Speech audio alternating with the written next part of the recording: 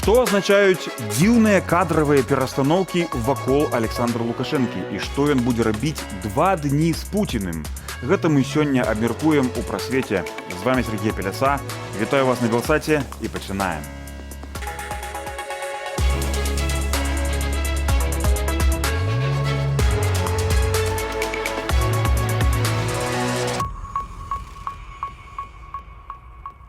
Александр Лукашенко робіць выгляд, што не вызначыўся з тым, ці плануе ўдзельнічаць у прэзідэнцкіх выбарах у наступным годзе.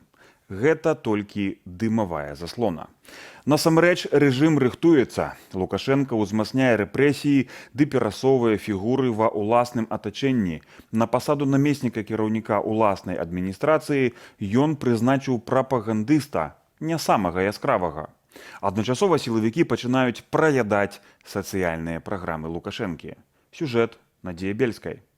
Сейчас идет информационная война. Галоўнакамандуючы выходзіць на трапу інфармацыйнай вайны. На стражы галоўнага бастыёну, а кажучы прасцей, так званай прэзідэнцкай адміністрацыі, цяпер стаіць майстар гукаў і літараў з зялёна-блакітным адлівам Уладзімір Пярцоў. Сейчас эти вопросы весьма актуальны для нас, нашей идеологической работы, а конкретно пропаганды, контрпропаганды. Цяпер Пярцоў намеснік так званага галавы адміністрацыі. Раней міністр інфармацыі, яшчэ раней дырэктар беларускай рэдакцыі ТРК «Мир». И тонкий стратег.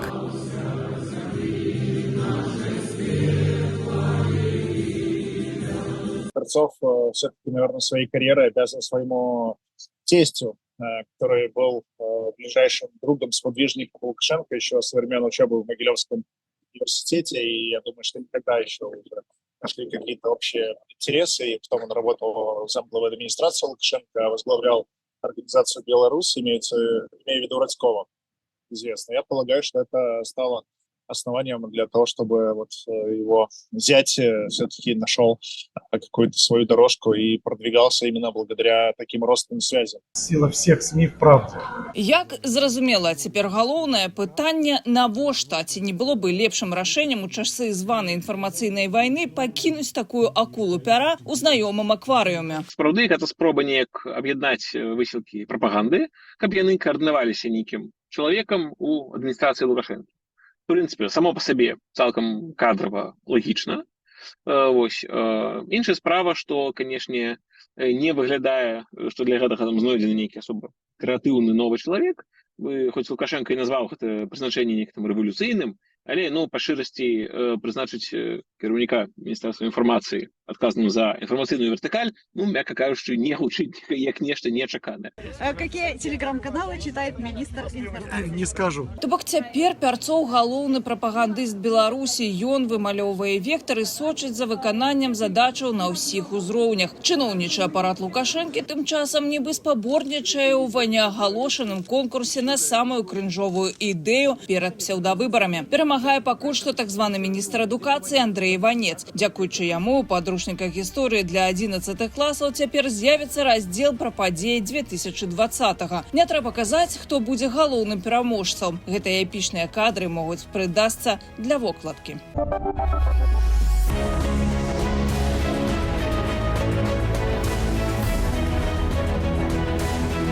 За 4 гады паміж двумя нелегітымнымі выбарамі, апрача нечалавечых рэпрэсіяў і амаль поўнай палітычнай ізаляцыі нічога не змянілася. Гэтак і ходзіць Лукашенко з аўтаматам без ражка. Так ці інакш, кожны стрэл сабе ў нагу, але гэта ён упарта не прызнае. Санкций нет. Забудьте. Для вас санкций нет. Праз санкцыі Беларусь губіла заходнія рынкі збыту і магчымасць транзіту пра сваю тэрыторыю тавараў сусветных эканамічных гігантаў. А гэта вялікі мінус у бюджэце краіны. Як гэты мінус патлумачыць простым беларусам, якія стаяць перад ім у набытым верагодней за ўсё ў крэдытадзенні? Ніяк. Прасцей за ўсё знайсці знешняга ворага. Мы об этом знали и знаем. Кто прикарманивает деньги, куда идут деньги, какие кто часы трусы носит. Намёк на гадзіннік за некалькі тысячаў еўраў, які Франак Вячорка, дарацца Святланы Ціхановскай, атрымаў падарунак. Прытым, што сам Лукашенко яшчэ не так даўно меў у сваёй калекцыі за 11 тысячаў. А вось разбор яго экіпіроўкі ў Сочы 2019 году. Адныя толькі лыжныя ботинки больш за 2000 еўраў. Ситуация непростая, порой в ней трудно разобраться. Лукашенко пільна сочыць за тым, хто і колькі мае ў Беларусі. Рэйды па прадпрыемствах і паказальныя пасадкі кіраўнікоў розных узроўняў – любімая гульня Лукашэнкі на публіку. Аднак у век інтэрнэту і VPN-адрасоў падмануць беларусаў становіцца ўсё цяжэй, тым больш, калі яны бачаць, як на вачах расце падтрымка сілавога блоку. Тым больш, калі ў сацыяльнай сферы ўсё наадварот. Калі ў 20-м гэта было 44,5% бюджэту, а цяпер крыху больш за 42. З гэтым Лукашенко і пойдзе на чарговыя псеўдавыбары. Лукашенко будзе больш хвалявацца пра гарачую вайну, і менавіта на гэта будзе скіраваная дзейнасць у тым ліку працова, ідэалагічна, медыйна, прапагандысцкай вертыкалі. На вось гэты страх, лишь бы не было вайны. В прынцыпе, зразумела, бо так, прадаць некую сацыялку, ці канкрэтныя дасягненні, чаго ж Беларусь дасягнула за 5 год апошняй уладzy Лукашэнкі, нічога не дасягнула па шырасці, так што ў вайну не ўляпалася больш, чым магла бы. І я б сказаў, гэта па шырасці пазітыўная навіна, бо гэта вельмі слабая пазіцыя, якой Лукашенко будзе ісці на выбары. Калі гэта і застанецца ягоным асноўным пасылам, гэта вельмі слаба супраць гэтага змагацца лягчэй, чым калі б былі нейкія рэальныя планы і праграмы. Апошнім часам у байнеце набірае папулярнасць вось гэтая прапагандысцкая песня. Далась тебе вот эта Польша. Людзі выкладваюць відэа з допісамі пра тое, як шчасліва цяпер жывуць за мяжой. Словы пра медыцыну і ўвогуле гучаць як здзек. Хутка ў Беларусі забароняць лікавацца тым, хто жыве па-за яе межамі і прыязджае для нейкіх медычных працэдураў. Ды і самім лекарам прыйдзецца не салодка. У медцэнтрах хочуць забараніць працаваць лекарам без першай і вышэйшай катэгорыі. З кожным днём сацыяльная дзяржава, якой так хваліўся Лукашенко, становіцца закрытай тэрыторыяй сілавікоў з калючым дротам для ўсіх астатніх.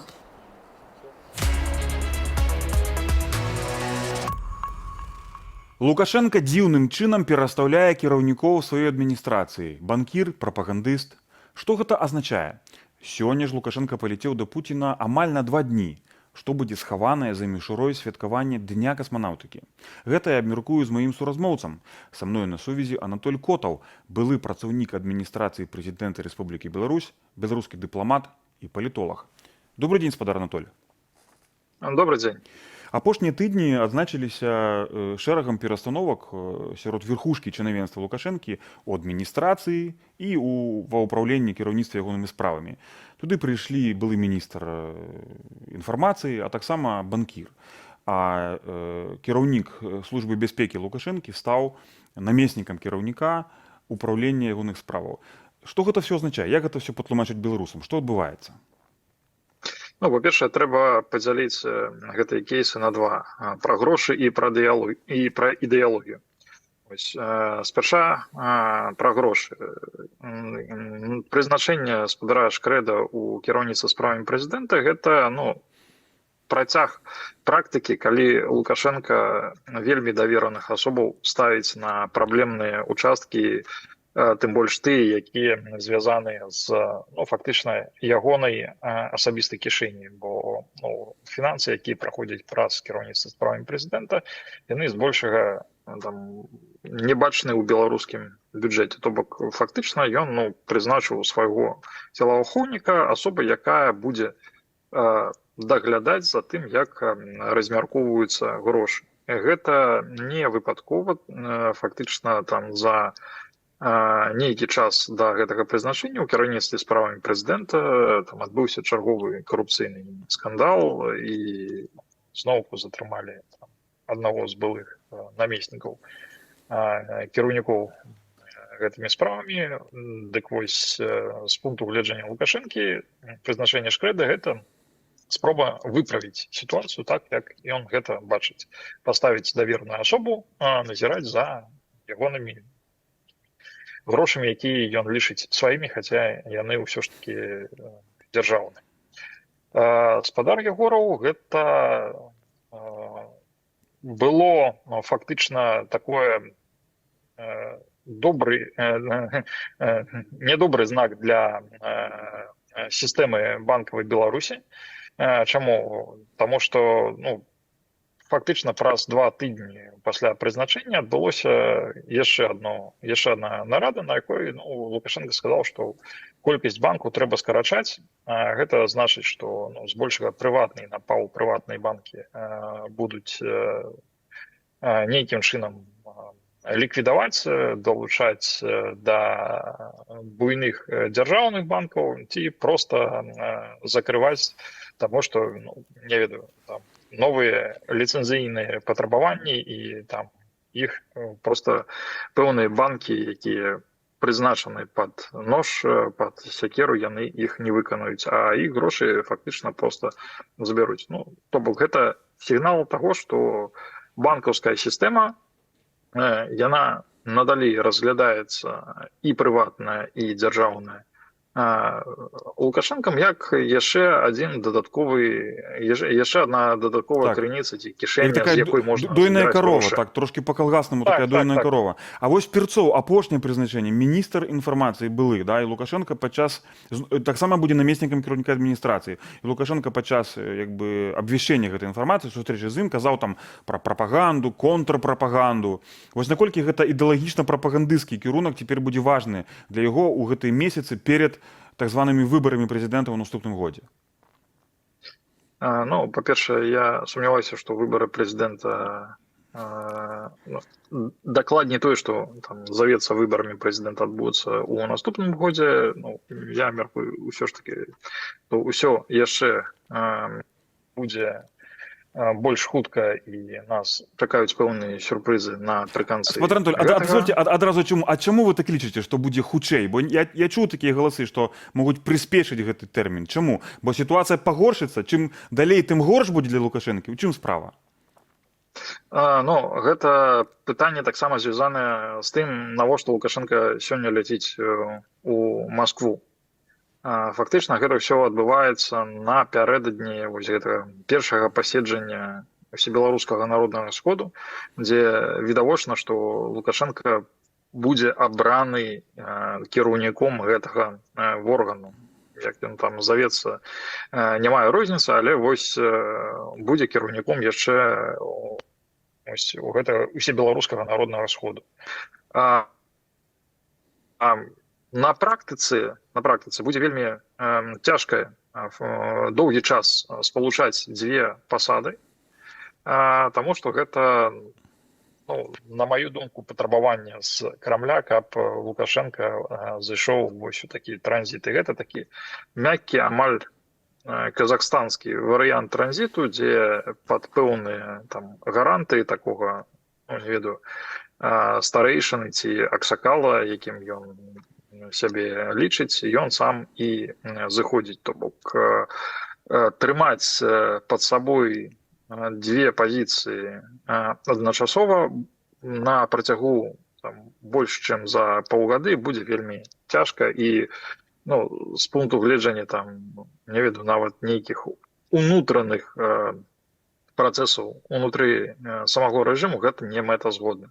То бок, фактычна, на маю думку, яго выклікалі вельмі хутка ў Маскву, таму што гэты візіт не быў абвешчаны загадзя. Сёння яшчэ Лукашенко згодна са сваім планам уручаў узнагароды дзяржаўныя. І фактычна вось пасля цырымоніі мусіць ляцець у Маскву. То бок, яго фактычна выклікалі ў Маскву, і гэта адбываецца на пярэдадні першага пасяджэння вось гэтага органа, дзе павінна быць прынятае рашэнне аб тым, што Лукашенко ўзначаліць яго. На маю думку, Пуцін проста хоча яшчэ раз паразмаўляць з ім так даволі жорстка, каб Лукашенко трымаўся пэўных дамоўленасцяў, якія былі яшчэ ў 2020 годзе. Спадар Анатолій, прабачце, у нас паволі скончваецца час. Вы маеце на ўвазе, што ўжо сёлета в гэтым годзе Лукашенко можа сысці на пасаду старшыні Усебеларускага народнага сходу з пасады прэзідэнта і не будзе балатавацца на наступных прэзідэнцкіх выбарах. І пра гэта дамовіліся ў 2020 годзе яшчэ кіраўнікі Расіі і Беларусі, яшчэ в Сочі, вось вядомая размова. Я правільна разумею? Так, вы дакладна зразумелі, і хутчэй за ўсё гэта адбудзецца напрыканцы гэтага года, таму што і так вось гэта выкананне дамоўленасцяў яно зацягнулася, там Лукашенко зацягваў і з новай рэдакцыяй канстытуцыі, за гэтым сходам, канструяваннем новых надбудоў над пасадай прэзідэнта, пераразмеркаваннем паўнамоцтваў. То бок час проста прыйшоў, і вось яму напярэдадні гэтай падзеі вырашылі яшчэ раз нагадаць аб тым, што час на пасадзе прэзідэнта ён сканчваецца.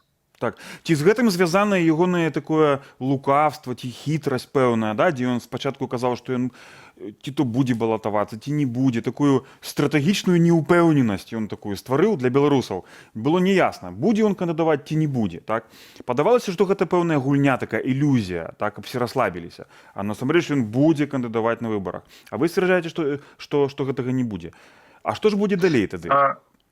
Ну, далей будзе прызначаны, ну, фактычна прызначаны нейкі іншы прэзідэнт Рэспублікі Беларусь. І думаю, Наталля Качанова гэта будзе ці не, як вы думаеце? Не, я думаю, што не, гэта зусім будзе іншая асоба, тая, якая добра ведае номенклатуру, папрацавала ў номенклатуры, а зараз знаходзіцца, так мовіць, у, ну, можна сказаць, творчым адпачынку. Такіх асобаў даволі шмат. Ну, прынамсі, я бы... Ну, вашыя кандыдаты, вашая тройка кандыдатаў, хто гэта можа быць? Румас?